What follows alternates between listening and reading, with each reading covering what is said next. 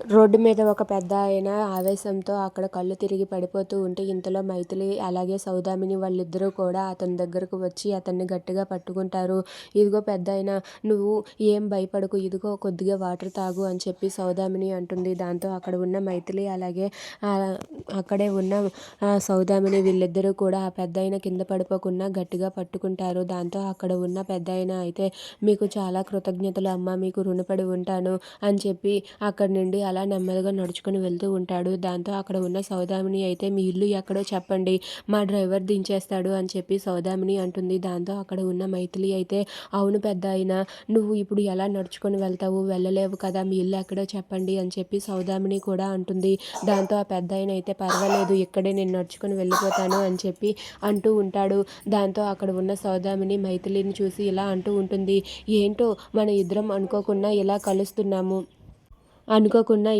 ఒకేసారి కలుస్తున్నాము. ఇది కూడా చాలా ఎక్సైట్‌గా ఉంది" అని చెప్పి సౌదామిని అంటుంది. దాంతో మైథిలి కూడా, "అవును మేడం, నాకు కూడా ఇదంతా చాలా ఒక సర్ప్రైజ్‌గా ఉంది మేడం" అని చెప్పి అంటుంది. దాంతో సౌదామిని అయితే, "చూసావా, మన ఇద్దరి డ్రెస్సులు కూడా ఒకే కలర్ అయ్యాయి.